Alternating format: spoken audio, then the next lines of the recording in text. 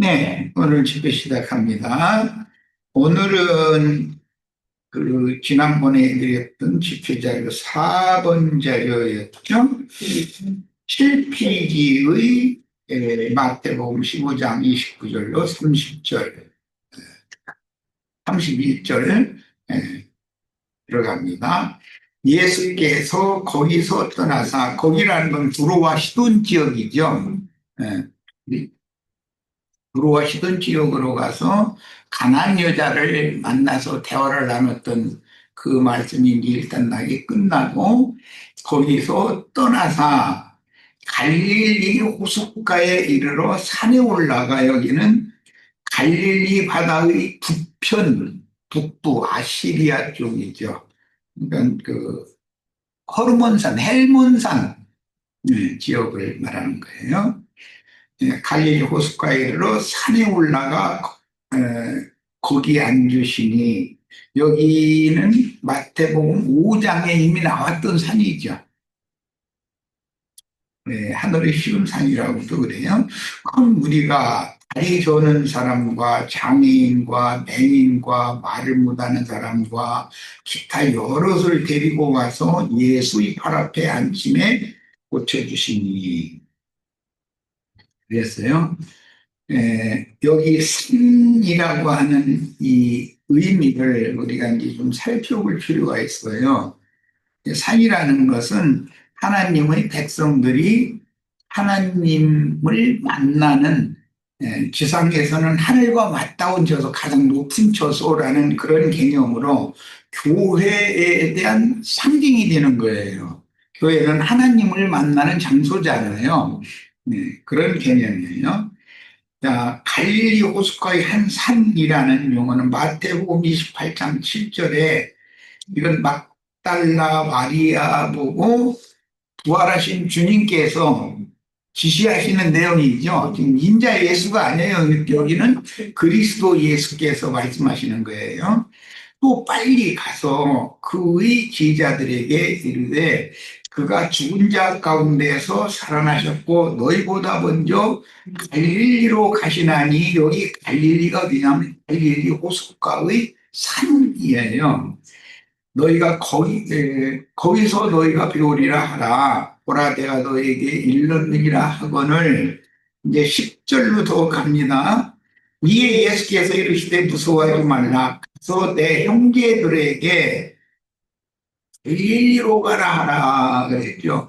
예루살렘에 지금 마가 요한의 어머니 마리아 자매님의 다락방에 지금 흩어지지 않고 있는 중이잖아요. 갈릴리로 가라 하라. 거기서 나를 보리라 하시니라. 였는데 이 갈릴리 바다에 간 건 11제자가 다 간 것이 아니고 7제자만 갔죠. 갔는데 뭐 거기에서 밤이 맞도록 뭐 물고기를 못 잡다가 새벽녘에 주님께서 그물을 내리라고 저게 그물을 내렸더니 뭐 153마리 큰 물고기 153마리 잡았다고 한 기억 그 기사죠. 마태복음 28장 16절로 20절 11제자가 갈릴리에 가서는 지금 오늘 마태복음 15장 29절에서 예수께서 거기서 떠나서 갈릴리 호숫가에 들어 산에 올라가 거기 앉으시니 거기로 갔다는 거예요. 지금 제자들이. 주님께서 부활하신 후에 제자들 여기로 모여라. 그럼 내가 거기로 가서 할 테니까 거기서 만나자. 약속했었던 자리죠. 예수께서 지시하신 산이라는 것은 지금 오늘 우리가 읽은 마태복음 15장 29절에 나오는 산이란 말이에요. 지시하신 산에 이르러 예수를 배웠고 경배하나 아직도 의심하는 사람들이 있더라. 예수께서 나와 말씀하여 이르시되 그러니까 이제 산에 모여서 주의 성령과 함께 모여서 주님을 경배하는 곳이라고 하는 것은 오늘 우리가 지금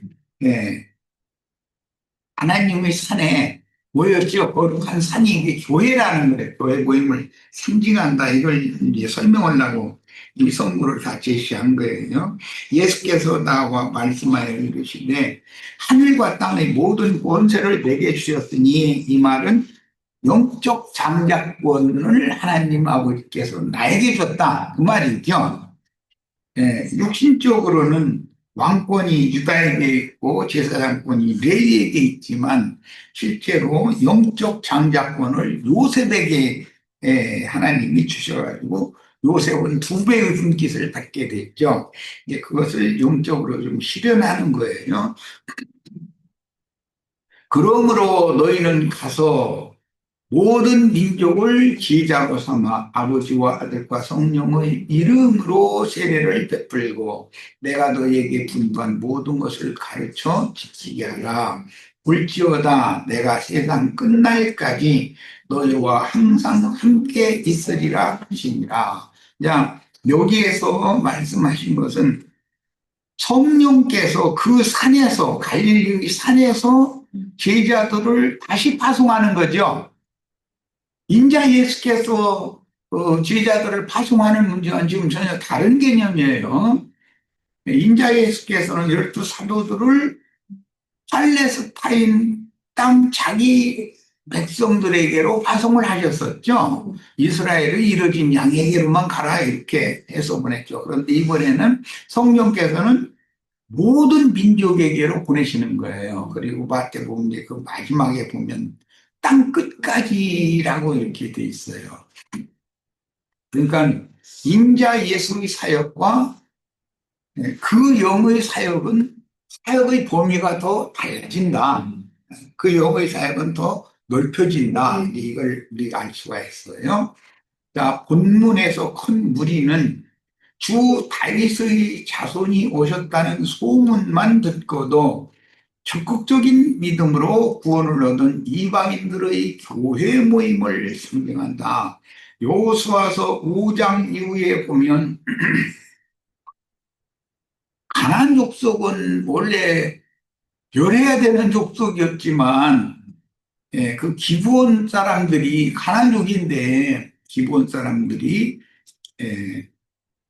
그 성경에 보면 여호와께서 행한 모든 것을 소문으로 우리가 다 듣고 당신이 하나님께 항복하러 갔다 이렇게 이제 항복을 하죠.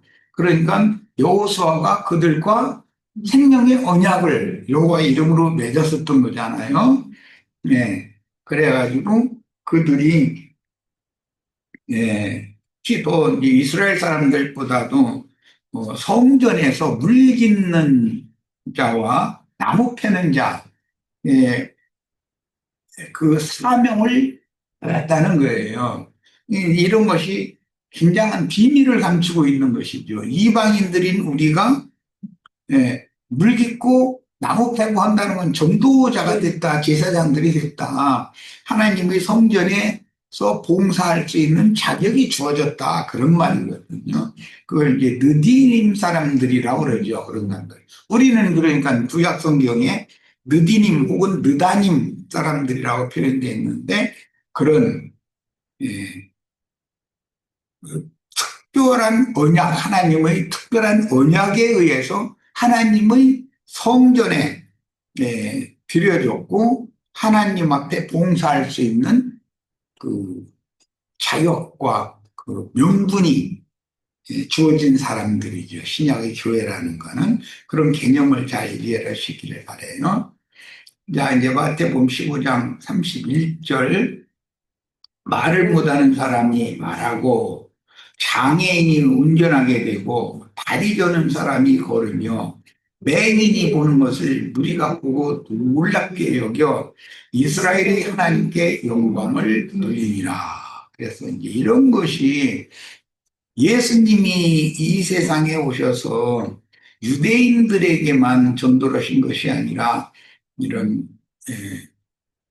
두로와 시돈 지역 가나안 족속인 스로보닉의 여자도 만나주셨고 또 거기서 떠나서 갈릴리 북쪽의 한 산에 가서 앉으시니까 이런 많은 게 병자들을 데리고 왔더니 그들을 다 고쳐주셨다 이렇게 됐는데 이거는 출애굽기나 신명기에서는 이런 많은 병이라는 것은 애굽의 질병이다 이렇게 나와 있죠. 근데 이것은 세상 사람들이 세상 부귀영화 권세 뭐 돈 사랑하는 마음이 이런 모든 것들을 영, 그 성령이 되신 주님이 그것을 다 치료해 주는 사람들이 이방의 교회가 되는 것이죠. 그런 얘기단 말이에요. 애굽의 애굽 사람의 병이라는 것은 뭐 애굽 사람 그 저주하실 때 보면 유대인들에게 내가 7배의 저주를 더해가지고 애굽 사람의 모든 질병 뭐 온욕 학질 뭐 등멀기하고 뭐 하는 막 등등 많은 병을 내 너희한테 막 들어부을 거다 이런 얘기가 나왔는데 이 말은 믿는다 하는 세상적의 교인들이 세상의 더러운 귀신들이 들어 부어진 것이죠. 그래서 이제 일곱 귀신 들렸다 이렇게 표현하죠. 오늘날의 기독교계가 애굽의 각색 질병에 다 걸린 거예요. 지금 이걸 상징하는 거예요. 예, 이스라엘의 하나님께 영광을 돌렸다 그랬는데 앞에서는 주님의 말씀이 걸림이 되어 그들 속에 가득하던 악한 생각, 살인, 간음, 음란, 도둑질, 거짓 증언과 비방이 쏟아져 나오던 바리새인들 속에 무엇이 가득한지를 드러내셨고 본문에서는 주님의 말씀으로 각색 애국의 질병에서 고침받고 이 사람들은 소문 듣고 예수님을 찾아온 사람들이죠. 기본 족속이 소문 듣고서 여호수아에게 찾아왔었다는 그걸 지금 실현한 거잖아요. 고침받고 이스라엘의 하나님께 영광을 돌린 갈릴리의 산에 모인 무리와 현저하게 대조됩니다. 갈릴리의 한 산에 모일 때 마태복음 아까 이 8장은 이미 읽었는데 영적인 장자권, 하늘과 땅의 모든 권세를 아버지께서 받아들인 예수님께 맡겼다. 예수님이 영적 장자권자죠. 그러니까는 구약성경에는 그 요셉으로 상징이 된 거예요. 자, 그런데 그 영적 장자 받아들이신 그리스도 앞으로 함께 보였다. 네, 그런 말이에요. 우리는 여기에서 장자들의 교회와 세속 교계를 잘 대비를 할 줄 알아야 되는 게 내용을 통해서 주님이 제자들을 영으로 오신 주님이 제자들을 갈릴리 한 산에서 파송하실 때는 하늘과 땅의 모든 권세를 나에게 맡기셨으므로 내가 너희를 파송한다. 이제 이렇게 말씀하셨으니까 제자들이 나가서 전도하는 것은 목적이 장자들의 교회를 세우는 것이 목적이다라는 거예요. 후사권자, 상속권자들이 되는 교회를 세워야지 이렇게 대국의 각색 질병들이 들어부어진 그런 세상 교회를 세우는 것이 목적이 아닌 거지요, 지금. 자, 이걸 잘 구분을 하셔야 되겠어요. 갈릴리의 한 산에 주와 함께 모인 이방인들이 어떻게 주님의 입으로 나오는 치유의 말씀으로 구원을 받고 이스라엘이 하나님께 영광을 돌렸는지를 기록하신 말씀입니다. 이때부터는 이게 베레아 지역의 정도다 이렇게 말을 하는데, 네, 주님께서는 갈릴리 해변에서부터 전도를 아브나움에서부터 전도를 시작하셔가지고 서편 지역 고향 쪽으로도 갔었고 나사렛 쪽으로도 이제 다시 동편 지역으로 가서 오병이어의 이적을 베푸신 다음에 다시 건너와가지고는 이게 두로와 시돈 지역으로 갔다가 이제는 갈릴리 북편 한 산 지역으로 갔다. 그러니까 동서남북 사방에 전도를 하다 다니셨다라는 것을 예시한다라는 걸 알 수가 있죠. 예. 자, 여러 부류의 병자들을 고쳐주신 말씀들은 이방인들이 각종 더러운 귀신들에게 붙잡혀서 어떤 고생을 하다가 애굽의 모든 질병이라는 게 이방인들의 더러운 좀 더러운 귀신들이죠. 우리가 예수 믿기 전에는 세상의 더러운 귀신들이 우리한테 들어 부어져 있었었죠. 세상의 온갖 잡기들에 의한 고역에서 해방을 받게 되었는 일을, 고역이라는 건, 애국의 고역이라는 건 뭐 땅 파는 일을 하고 뭐 흥리에서 뭐 국고성 짓고 그런 일을 이제 한 것으로 고역이라고 했지만, 땅바닥만 바라보고 땅 일만 생각하면서 인생을 땀 흘려가면서 땅바닥만 쳐다보고 땅 일만 생각하면서 살았다 이 말이죠. 그거 왜 그래요? 애국의 각종 질병이 들어 부어졌기 때문에 그런다. 이런 사람들한테 전도한다는 게 이게 쉬운 문제가 아니죠. 우리 형제 자매를 나 만난 지가 벌써 몇십 년이 지난 다음에 이런 말을 하니까 이제는 내가 그때 세상에 귀신이라는 귀신은 다 걸려 있었지, 들려 있었지. 이제 이러지. 그때 당시는 내가 우리 예수님 자매이고 자매님 속에 그 귀신이 드글드글해, 귀신 쫓아내야 돼. 만약 이러면 에이 혼자 잘 믿으세요. 그럼 난 안 믿을 거예요. 이랬을 거 아니야. 그럼 나도 약어서 그렇게는 않지. 사람들을 만나면 차근차근 가르쳐야 되는 거죠. 자연이 알게 돼 있지, 이제 나중에 생명이 장성하면. 이달락부터 4천 명을 먹이신 광야 생활의 기적을 기록한 말씀은 이방인들을 데리고 약속의 기업인 가나안 땅 갈릴리의 그 북편 쪽에 여기는 한 산에 올라가신 예수님의 행적을 기록하고 있는데, 갈릴리의 한 산은 이기는 자의 표상인 야곱이 이스라엘이 된 것은 이겼기 때문에 이스라엘이 된 거죠. 새 이름을 받은 거예요. 계시록에는 이기는 자에게는 너의 새 이름을 그 위에 기록해 준다 이랬는데, 야곱이 이스라엘이 된 것과 같은 이치잖아요. 예수라는 이름이 그리스도 예수가 되는 거고 또 다른 보혜사가 되는 거고 새 이름이죠. 요셉에게 준 가나안 땅 세겜 산지로 상징이 되었다. 그래서 그 요셉 자손 에브라임 지파에게 세겜의 산지를 기업으로 줘가지고 요셉의 해골을 애굽에서 메고 와서 그 세겜 산지에다가 장사를 지냈었죠. 그런데 그것이 어느 훗날 예수님이 성문 밖으로 십자가를 지고 올라간 골고다 언덕이었었던 것이죠. 그게 작은 이제 산인데, 네. 그 십자가가 세워졌었던 그 동산에 바위에 판 쇠무덤이 있었다는 거예요. 근데 그 산에서 죽고 그 산에서 부활하는 거죠. 근데 이 산에 대해서 내가 오늘 강조했는데, 교회라는 것은 옛사람은 죽고 그리스도와 함께 새 사람으로 부활되는 것이 교회다라는 것을 아주 인식을 정확하게 하셔야 돼. 네.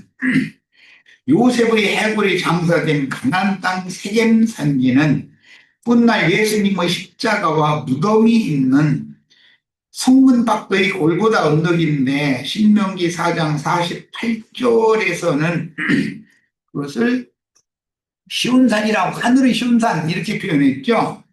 히브리서 12장 22절로 24절에서 재인용을 할 때 하늘의 쉬운 산에 올라가서 정절 있는 처녀를 신부로 취하기 위해서 기다리시는 어린 양, 이건 계시록 14장에 나오는 말이에요. 1절에서 5절 사이에 어린 양에 대한 예표가 되었다. 예, 히브리서 12장 22절로 24절은 중요한 점이 뭐냐면, 너희가 이런 것은 하늘의 쉬운 산과 예루살렘과 장자들의 총회 교회에 너희가 이런 게 이르렀다 이랬어요. 그러니까 이들은 다 후사들을 갖는 교회죠. 그 이기는 자들, 오는 세상을 상속할 후사들의 어머니가 갈릴리의 북편 한 산이다 이렇게 예시가 됐다라는 말이에요. 그런데 이제 마태복음에 보면 산이 불탄산이라는 산도 있죠. 이 축복의 산만 있는 게 아니고 저주받은 산, 불탄산이라는 것은 돼지떼가 먹는 산이잖아요. 거기는 쥐엄나무가 막 무성하게 자라고 있는 산인가, 쥐엄나무 열매를 먹는다 그랬으니까. 그러니까 이것은 저주의 말씀, 축복의 말씀을 먹는 교회가 아니고 저주의 말씀을 해채우는 양식으로 먹는 세속교회도 있다라는 말이에요. 이게 산 얘기가 나오면 주님께서 네가 적은 겨자씨와 같은 적은 믿음만 있어도 이 산을 들어서 바다에 던지우라 하면 그렇게 된다 그랬는데 문자대로 뭐 산집어서 이렇게 어디 바다에다 던지는 그런 능력이 어디가 있겠어요. 이것은 다 하나님을 믿는 자들이라고 하고 우리가 하나님의 교회에 있다고 하지만 그들을 하나님이 심판의 말씀을 그들에게 선포하면 그와 같이 된다. 계시록에서는 결국은 계시록 4장에는 유리바다가 나오죠. 유리바다. 그런데 15장 2절에는 불타는 유리바다가 됐으니까 그 불타는 유리바다를 바다에다 던져버리면 세상에 불이 붙는 원인은, 세상이 불바다가 되는 원인은 기독교 때문이다라는 것을 알 수가 있는 것이죠. 이게 다 상징이죠. 그래서 이제 바다에 불이 붙고 나면 나중에는 바다는 다시 있지 않고 불못이 된다. 그래서 영원한 불못은 곧 세상이고 하나님의 심판의 근거지라는 것은 기독교계를 말한다. 세상교계를 말한다. 반면에 축복의 산, 하늘의 시온산인데 그 산은 거룩한 성 새 예루살렘, 그다음 영원한 예루살렘. 이제 그곳에는 달마다 12가지 실과를 맺는 생명나무가 그 좌우에 이렇게 쭉 늘어서 있는 모습으로 이렇게 형상화시켜서 비유를 해놨죠.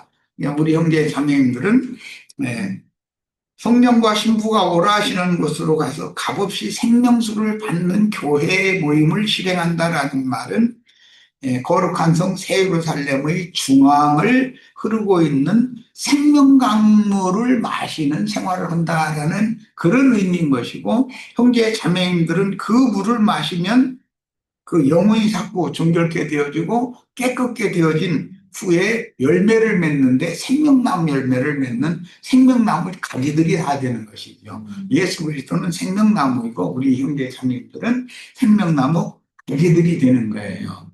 그래서 이제 이 사람들은 새 세상에서 땅의 이제 왕족들이 된다고 그랬어요. 새 세상의 새 땅의 이제 왕족들은 그 신부성에 들어갈 권세가 있잖아요.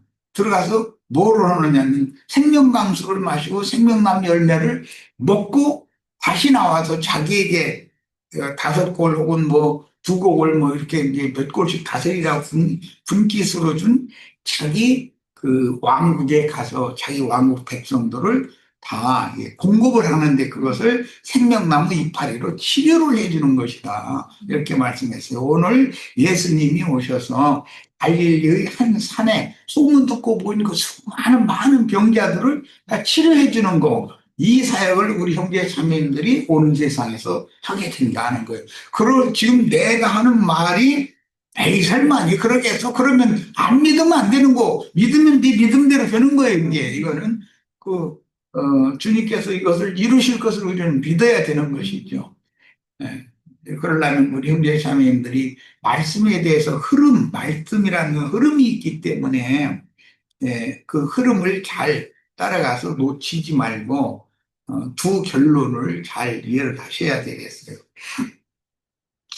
자, 예수께서 거기서 떠나 갈릴리 호숫가에 이르러 산에 올라가 앉으셨다 그랬는데 본문의 배경을 마가복음 7장 31절 이하에서 예수께서 두로에서 나와서 북쪽에 있는 그 지중해 변의 두로 북쪽에는 시돈이라는 도시가 있죠.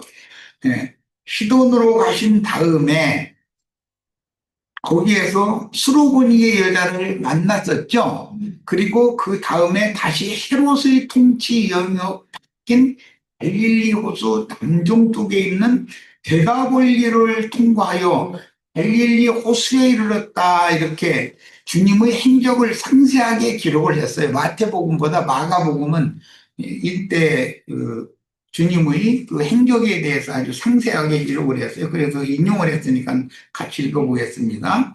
예수께서 다시 두로 지방에서 나와 시돈을 지나고 대가볼리 지방을 통과하여 갈릴리 호수에 이르시매 사람들이 귀먹고 발돋움는 자를 데리고 예수께 나와 안수하여 주시기를 간구하거늘 이 사람들이 소문 듣고 온 사람들이가 예수께서 그 사람을 따로 데리고 무리를 떠나사 손가락을 그 양 귀에 놓고 침을 뱉어 그 혀에 손을 대시며 참 복잡해 좋은 거지. 예수님의 손가락은 막힌 귓구멍 뚫어주는 역할도 하시죠. 귓구멍이 뚫렸죠. 우리 형제 자매님들은 예수님 손가락으로 양 귀에다가 이렇게 넣고서 기지개 집어넣듯이 넣고서 귓구멍을 뚫어준 거죠. 그리고 나서는 침을 뱉어서 혀에 꼭 손을 대셨다는데 나의 혀에 예수님이 침이 묻은 거예요, 이제. 이제 예수님의 하나님의 생명의 진액이 나의 혀에 묻었다는 것은 이제는 새로운 방언을 혀가 풀려가지고 새 방언을 할 수 있게 되었다. 이제 전도인이 되었다 그 말이죠. 대신 하늘을 우러러 탄식하시며 그에게 이르시되 세상 잡기에게는 그렇게 잡기 대변을 잘해주더니 하나님의 대변자로서는 한마디 할 줄은 몰랐던 사람인데 혀가 이제 풀리는데 예수님이 침뱉은 손가락을 내 혓바닥에다 이렇게 대고 나서 에바다 하시니까 그게 혀가 풀려가지고 열린다는 뜻이다. 이건 이제 이사야 그 6장에서 인용하는 말씀이죠. 부정한 이사야의 입술을 거기서는 해저로 가서 짖었다고 돼 있죠. 그 귀가 열리고 혀가 맺힌 것이 곧 풀려 말이 분명하여졌더라. 이제 여기서 우리 형제 자매님들 전도를 할 때는 말을 분명하게 하는 것을 똑똑 떨어지게 명확하게 이해할 수 있고 확실하게 판단하고 분별할 수 있도록 증거를 명확하게 해야 돼요. 이것도 아니고 저것도 아니고 이런 식으로 하면은 은혜가 안 되면 사람들이 한 번, 두 번 들어보고 도저히 은혜가 안 되면 떠나가 버리잖아요. 아무리 말씀을 그렇게 받는데도 자신의 심령 속에서 미쳐져가지고 명확해지지 않으면 볼라보고 그 사람한테 이렇게 계속 따라다닐 필요가 있겠어요. 우리 형제 자매들은 특히 뭐 나는 우리 형제님들 그 집회 시간이 되면 아주 막 참 책임이라는 게 얼마나 중요한지를 생각해 가면서 좀 보이고 싶고 막 고단하고 그러다가도 아유 그래도 참석을 내가 해야지. 내가 살아있는 동안은 최선을 다해서 해야지. 그래 하면서 형제님들이 어떤 증거를 할 때 내 속으로는 아무 형제에게 그 입술에 주님의 말씀을 넣어주시고 명확하고 분명하게 도리 있게 설득력 있게 잘 증거하고 간략하게 해서 예, 인을 치는 말씀으로 잘 증거할 수 있도록 주의 성령이 함께 해주시라고 꼭 기도해요. 어떤 형제 증거할 때 나는 가만히 듣고 있는 것 같은데 속으로는 형제 중언부언하지 말고 분명하게 명확하게 똑똑 떨어지도록 듣는 이들이 다 은혜를 받고 인이 쳐줄 수 있도록 잘 증거하는 당신의 종으로 폐히 세우시라고 그렇게 해주시라고 그런 기도를 나는 계속하고 있는 중이에요. 그런데 주님께서 내 기도를 당연히 들어주시겠죠. 네. 우리 형제 자매님들에게 부탁하고 싶은 거는 성경을 부지런히 많이 읽으셔야 돼. 벌로 읽지 말고 집중해서 읽고 메모를 찾고 해가면서 읽고 그렇게 꼭 하시길 바래요. 자신에게 말씀이 스스로 인이 쳐져 있어야 그것을 증언할 때 이렇게 분명하게 증언을 할 수가 있는 것이거든. 증언 하면 안 돼요. 자, 무지한 짐승의 마음으로 굳어져서 교만하고 완고하여 하늘의 소리를 듣지도 말로 표현하지도 못하는 영적 노마를 치유하시는 전능자의 손가락과 혀의 침이 노마의 귀를 열어서 복음이 들리게 하셨고 혀를 풀어주시니 자신의 입을 열어 구원의 감격을 입으로 시인하며 전도자가 되게 하셨는데, 사람이 마음으로 믿어 의에 이르고 입으로 시인하면 구원을 얻는 것이다. 오늘 주님께서 우리들의 양귀에 손가락을 넣으시고 막힌 그 귓구멍을 뚫어주시기를 바라고, 맺혀있는 혀에 주님의 힘을 묻힌 손가락으로 혀를 안수하셔서 혀가 다 풀려서 분명하게 말을 할 수 있는 그런 축복이 다 임하기를 바랍니다. 첫 시간 여기까지 마칩니다. 잠시 쉬었다 이어가